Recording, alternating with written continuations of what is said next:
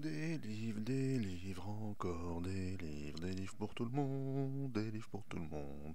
Bienvenue aux mangeurs de livres.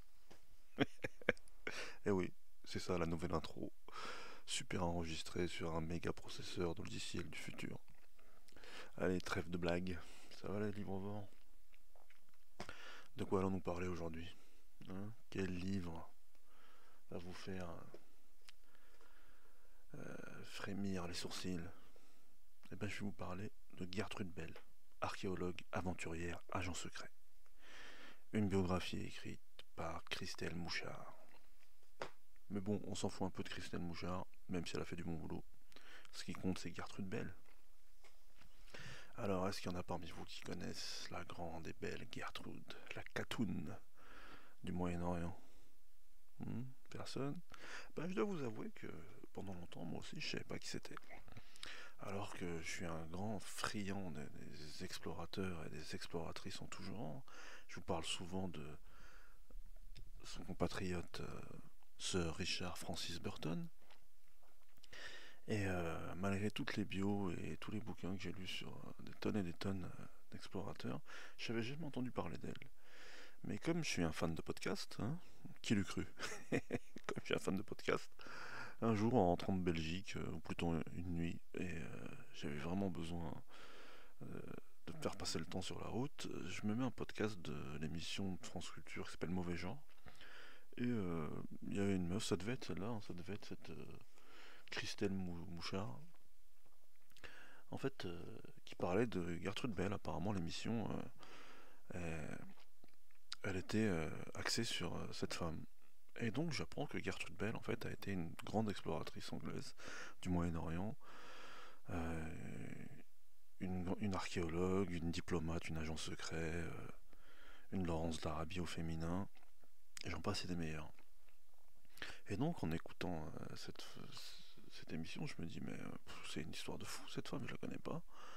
Et en plus, comme elle la décrivait comme une superbe rousse au caractère bien trempé, étant un fan de Jean Grey, je me suis dit, bah, il faut absolument que je creuse le sujet. Et c'est ce que j'ai fait, doucement, doucement, jusqu'à ce que je tombe sur le bouquin en question. Et donc, je l'ai mangé, je l'ai dévoré, je l'ai assimilé, et c'est incroyable comme histoire. C'est incroyable, et comme c'est incroyable, et que c'est un livre, et que je l'ai mangé, et que le podcast s'appelle Mangeur de livres, voilà.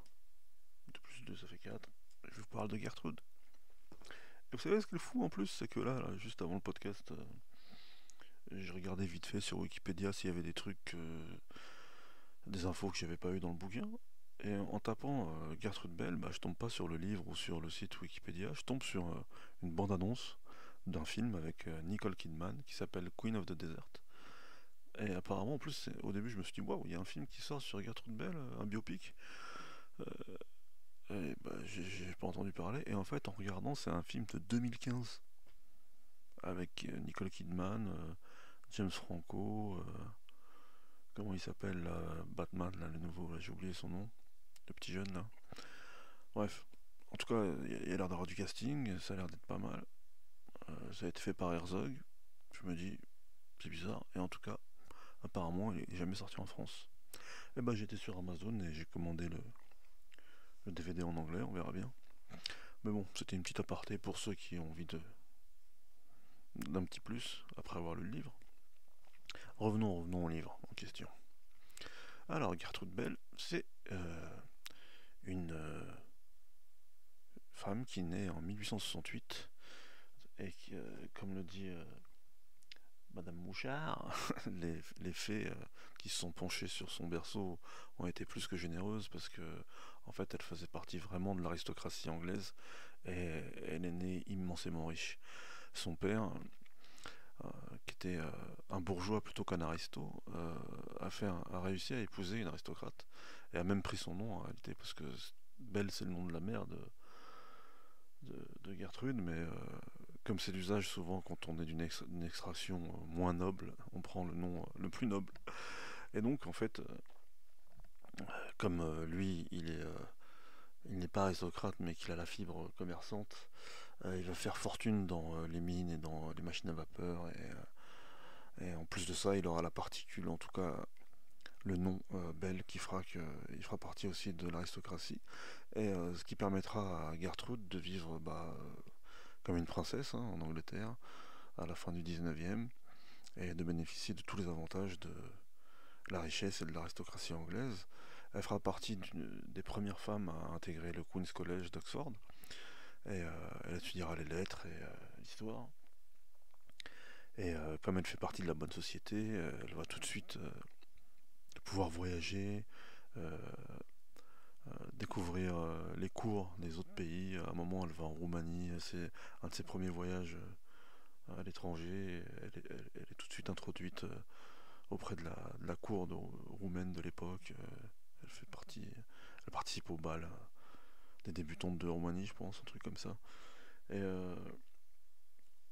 en tout cas, elle fait partie intégrante de la haute société anglaise et européenne dès sa prime jeunesse.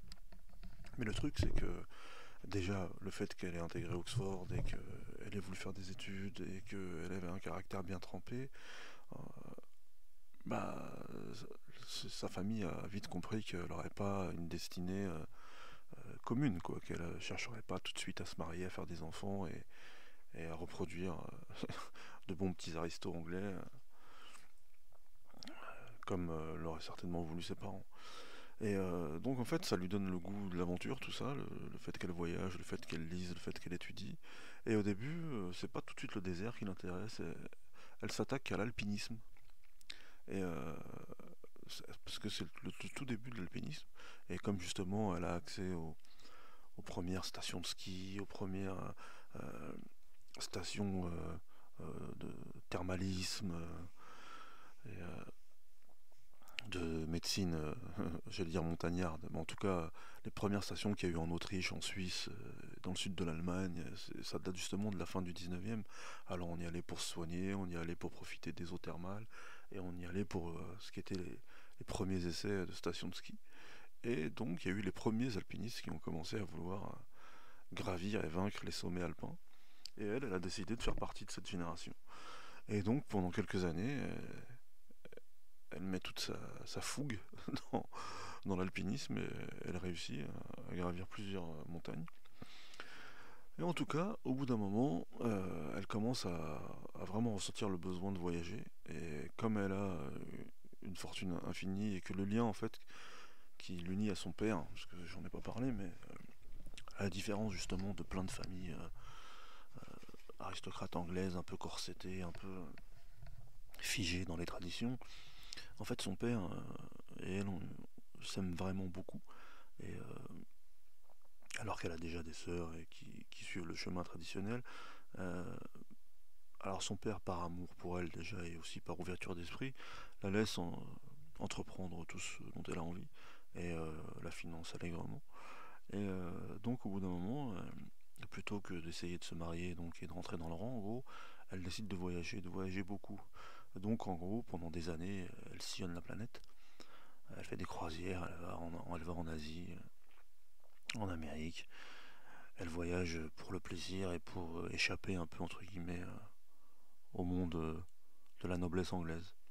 Et puis à un moment, elle va commencer à plus s'attacher à une région du monde qui est le Moyen-Orient, le Proche-Orient. Alors elle va en Turquie, elle va en Syrie, et ça va devenir son terrain de jeu.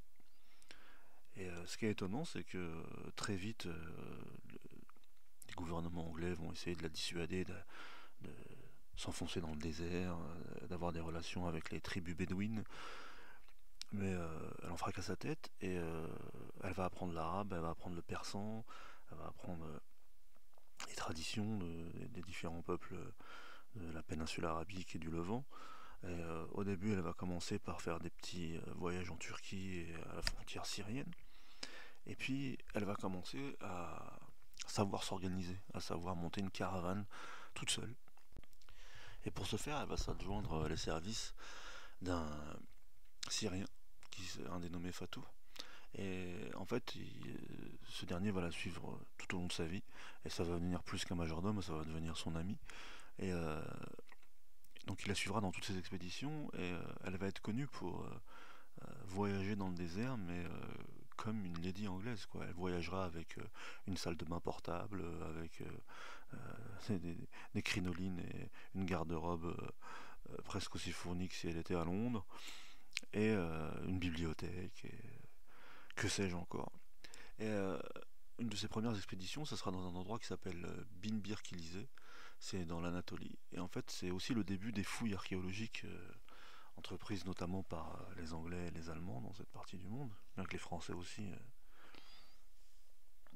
s'y intéressent, mais bon, comme vous le savez, hein, les premiers orientalistes, c'est plus les Allemands et les Anglais.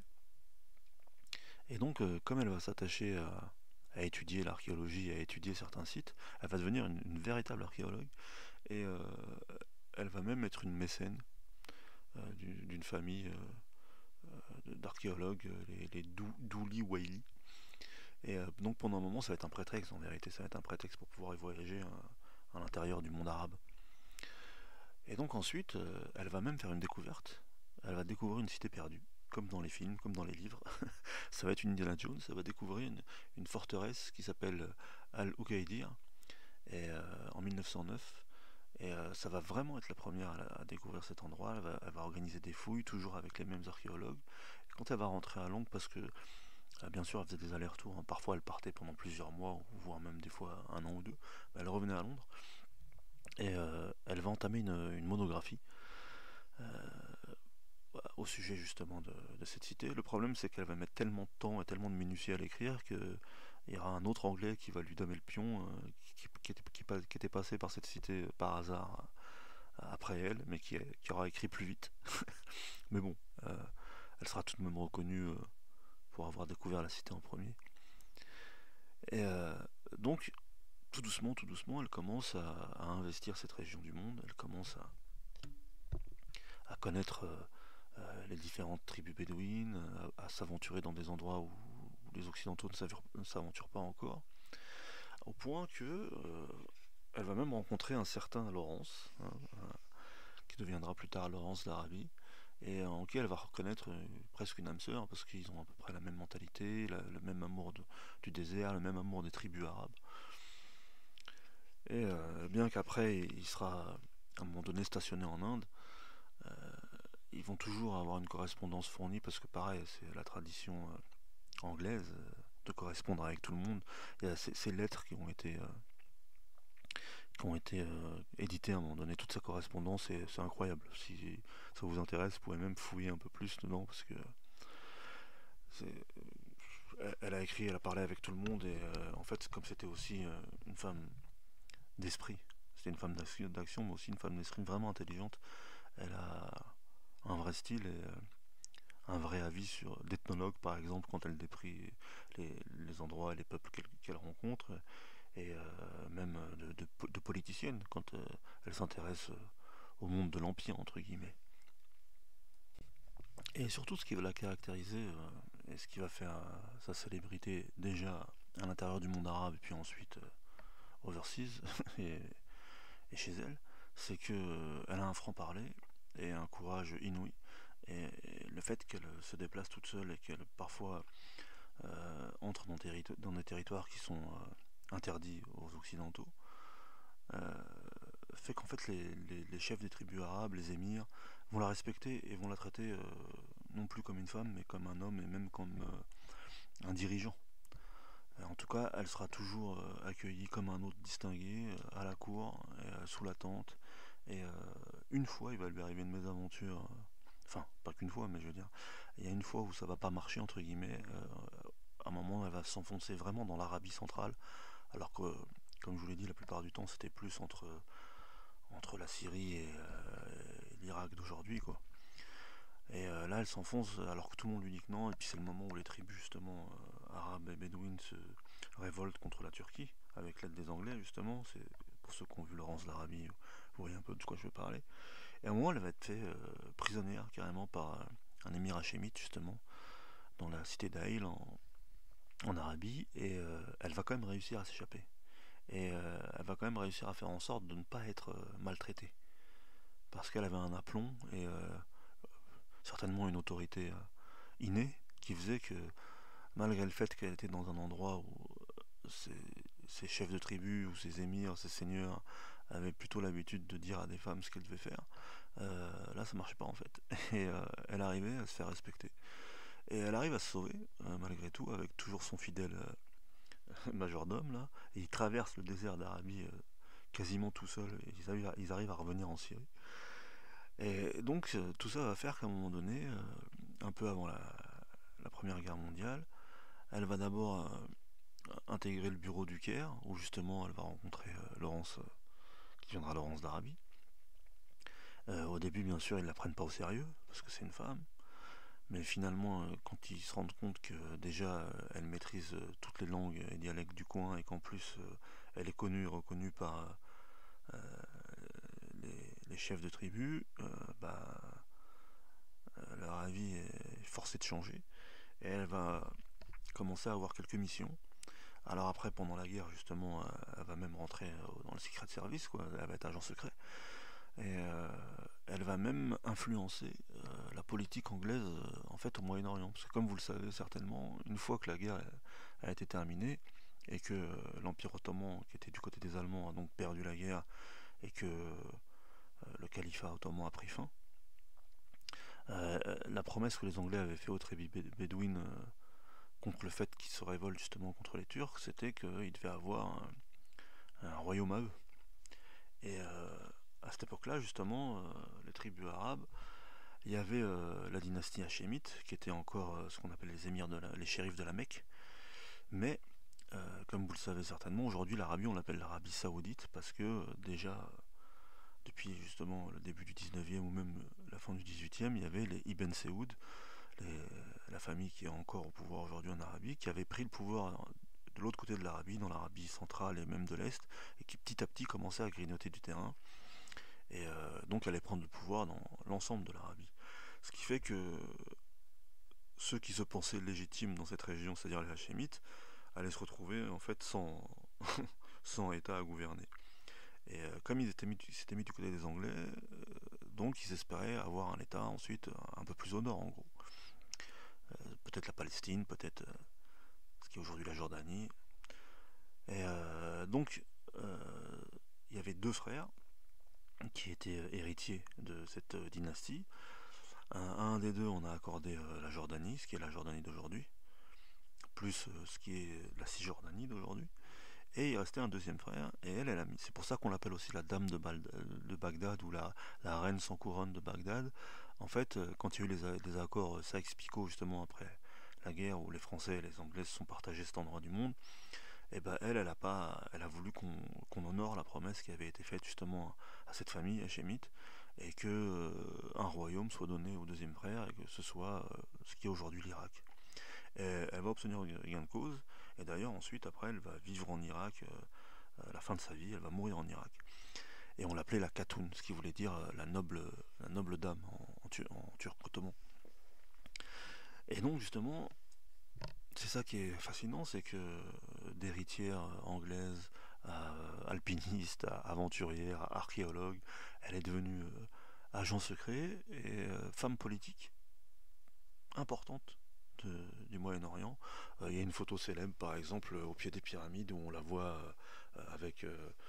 ils sont sur des chameaux, elle est entre Churchill et Laurence d'Arabie, avec tous les autres chefs de tribus arabes du coin. Et quand on voit la photo, c'est la seule femme et elle fait pas tâche quoi. C'est une photo de 21. Et il y a aussi une photo célèbre d'elle et de Laurence d'Arabie tout seul au Caire, dans le désert aussi.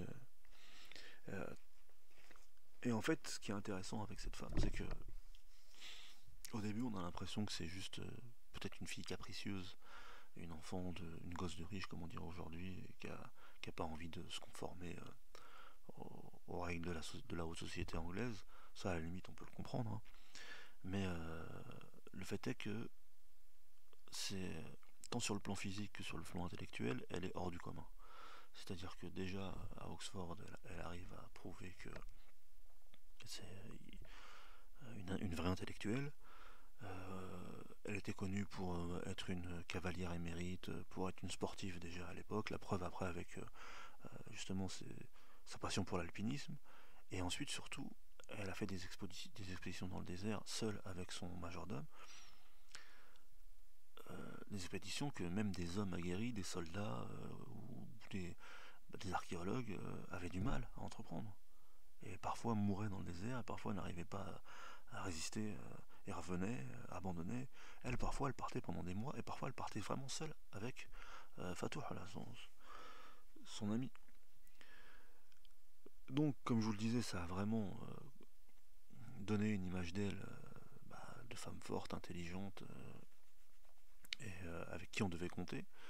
Mais le truc, c'est que parce que j'ai vu là, avant de préparer le podcast, que certains la considéraient comme une colonialiste, comme une impérialiste anglaise de l'époque, genre à la limite, pour elle, c'était pas le temps de fait d'aider des Arabes à avoir un royaume plutôt que de tracer une frontière anglaise en gros dans les sables irakiens. Mais quand on lit un peu sa correspondance et quand on a justement les témoignages là dans le livre de Christelle Mouchard, on se rend compte que c'est pas ça, on se rend compte que elle a intensément aimé cette région et les peuples de cette région. Elle les a respectés, elle a trouvé qu'ils avaient une façon de vivre qui était poétique et qui était digne. Elle le dit plein de fois. À la différence justement de plein de colons justement blancs. Dieu sait que les Anglais ont pu être racistes dans tous les endroits où ils ont posé le pied. Elle, c'était pas du tout ça. Euh, c'est comme Laurence d'Arabie justement. Quand elle est morte par exemple, il a écrit une lettre à déchirer le cœur et en même temps c'était un éloge incroyable. Et pourquoi ils sont tellement appréciés les deux, c'est parce que justement ils faisaient tâche dans l'establishment anglais. Et comme les deux ont occupé des postes importants, ils ont dû se battre à chaque fois, justement, pour que le reste du gouvernement anglais et de l'establishment, justement, respectent les peuples de ces régions et tiennent leurs promesses envers eux et ne les traitent pas comme, justement, des sous-hommes et des colonisés. Et d'ailleurs, ça lui a valu souvent de gros problèmes. Et si elle n'avait pas été une fille d'aristocrate anglais powerful, elle aurait certainement fini en prison plusieurs fois. Et ensuite, c'est le rôle qu'elle a joué pendant la guerre aussi qui a campé sa réputation pour toujours, parce qu'elle a fait des allers-retours même à ce moment-là entre l'Europe et le Moyen-Orient. Elle a été à un moment donné en France infirmière sur les champs de bataille. Elle est revenue ensuite pour, comme je vous le disais, aider à démanteler l'Empire ottoman. Elle a donné de sa personne. Et bien sûr, je pourrais faire un podcast de 3 heures si vraiment je détaillais étape par étape sa vie et son œuvre. Mais comme je le fais souvent dans les podcasts, j'essaie de pas trop déflorer en fait. Là, c'est pas l'histoire du livre, c'est plus la vie de Belle, mais comme c'est un petit livre, le livre de Christelle Mouchard, il n'est pas très épais, hein, il doit faire, attendez, je vais vous dire, il fait un peu moins de 400 pages. Et j'ai pas envie de vous déflorer la vie de Gertrude Bell plus que ça. Normalement, avec ce que je vous ai dit là, vous avez vraiment envie d'en savoir plus. Mais en tout cas, ce qui reste encore, parce que moi, ça fait quelques années que j'ai lu le livre, et je sais pas, je cherchais un livre entre guillemets à chroniquer pour un épisode du podcast, et comme d'hab, en farfouillant dans la bibliothèque, je me suis dit, bah c'est vrai, il faudrait parler de cette femme, Gertrude. Et donc après, en fouillant un peu sur le net, je me suis rendu compte que il y a une espèce de petite hype là, depuis 2-3 ans sur elle. Bon, il y a aussi beaucoup de bêtises qui se disent sur elle. Et c'est plus ça qui m'a donné envie de parler d'elle dans le podcast du soir. Là. C'est parce que je sais pas si vous avez lu L'Orientalisme d'Edouard Saïd.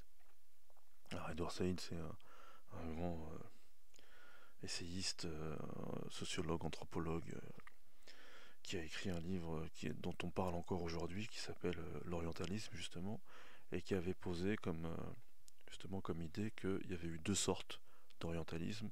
Il y avait eu l'orientalisme sincère, c'est-à-dire des historiens, des artistes, des écrivains, des archéologues qui étaient partis découvrir l'Orient.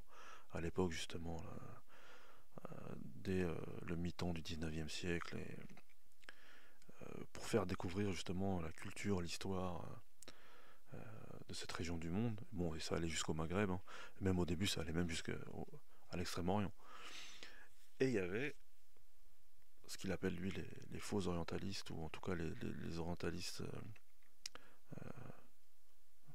insincères, on va dire, qui justement décidaient d'étudier cette culture, cette histoire, et aussi bien sûr la religion musulmane, mais avec le dessein de pouvoir mieux l'attaquer ensuite, de pouvoir mieux la ridiculiser, mieux euh, la réduire à néant, et de pouvoir mieux argumenter pour euh, assouvir le projet colonial en fait, et pouvoir justifier le fait que, entre guillemets, la culture occidentale était supérieure à la culture orientale dans son ensemble, et que les occidentaux pouvaient venir s'installer et faire ce qu'ils voulaient. Eh ben, Gertrude Bell, n'en déplaise à tous ceux qui disent que c'était une colonialiste, si on lit le livre en étant objectif, on ne peut que s'inscrire en faux avec cette idée. Et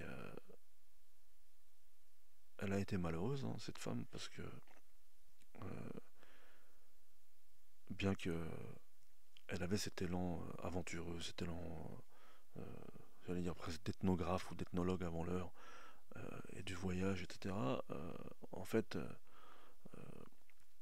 si elle s'est jamais mariée, qu'elle a jamais eu d'enfant, à la différence aussi de toutes ses connaissances, de ses sœurs, de ses cousines, etc., c'est que elle a connu l'amour 2 fois. Une fois, apparemment, il y a eu un problème, son père a refusé, je pense que, si je me rappelle bien, d'accéder à la requête de son prétendant, et une autre fois, c'était avec un militaire qui est mort à Gallipoli pendant justement la Première Guerre mondiale. Et on se rend compte aussi que ça a été des grandes douleurs, et qui ont exacerbé son besoin de solitude et de désert. Et c'est peut-être aussi ça qui a fait que ensuite elle s'est complètement investie dans cette cause arabe, et qu'elle est devenue la Khatoun de Bagdad. Et d'ailleurs, c'est elle aussi qui a fondé le musée de Bagdad. Et pour ceux qui... Alors bien sûr, hein, pour voyager à Bagdad aujourd'hui, c'est hors de question pour la plupart des gens. Mais pour ceux qui ont eu la chance de pouvoir encore faire des voyages d'études en Irak, pour les sites archéologiques, ou peut-être pour des journalistes, j'en sais rien. En tout cas, tous ceux qui ont essayé de retrouver sa tombe, eh ben, ils ont fait le même témoignage, c'est que quand même, malgré tout, il y a encore des gens qui s'occupent de sa tombe, même si elle est un peu cachée, elle est un peu claquée, elle est un peu sous les débris des guerres successives, mais il y a encore quelqu'un qui s'en occupe, et dont la charge s'est transmise depuis sa mort. Donc apparemment, il y a encore des vieux à Bagdad qui se rappellent de la dame de Bagdad. Et ça aussi, ça veut tout dire. En tout cas, comme je vous l'ai dit, je ne veux pas trop vous raconter les différents épisodes de sa vie, parce que c'est ça qui fait le sel du livre, justement, c'est une bio. Mais c'est une grande dame. Peut-être qu'un jour, je referai un podcast où je parlerai de tout, de toutes les étapes de sa vie, parce que c'est possible que ce soit, enfin que ça vaille le coup de le faire, parce que c'est aussi, j'allais dire une précurseuse, mais je sais pas si ça se dit. En tout cas, elle était à l'avant-garde de plein de choses, de plein de concepts. Et justement, elle annonçait ce qu'allaient être aussi les femmes modernes. Et ça aussi, c'est cool. Justement, on en déplaise à ceux qui disent que à cette époque, c'était pas possible d'être une femme indépendante et libre. Alors bien sûr, vous allez me rétorquer que c'était une blindée, c'était une milliardaire de l'époque, et que justement, quand on a de l'argent, on peut se permettre toutes les folies. C'est vrai, je vous l'accorde. Mais toutes les filles de nobles et toutes les héritières anglaises n'ont pas eu la même vie qu'elle. Alors bien sûr, par contre, il y a une vraie mode, hein, des aventurières en crinoline, comme on dit là, de toutes ces anglaises, hein, que ce soit Elam Bayard ou Conti, ou j'ai oublié le nom de l'autre, celle qui est partie dans l'Himalaya, là, Alexandra David-Néel, et bien d'autres encore. c'est vrai que l'Angleterre elle a été généreuse avec nous en termes d'aventurière euh, au tournant du XXe siècle. Mais encore une fois, faites la même découverte que moi. Allez un peu gratter l'histoire de Gertrude, parce que ça vaut le coup. Et moi j'ai pas encore vu le film, mais la bande-annonce elle m'a plu. Alors après, bon, faut aimer Nicole Kidman. Moi je m'interroge sur cette femme qui rajeunit d'année en année. Ah, mais bon, on peut pas dire que ce soit une mauvaise actrice. Alors, lisez d'abord le livre, hein. Ça s'appelle Mon genre de livre, pas Mon genre de film. À bientôt les mangeurs de livres. Rendez-vous dans le désert avec Gertrude, la rousse flamboyante.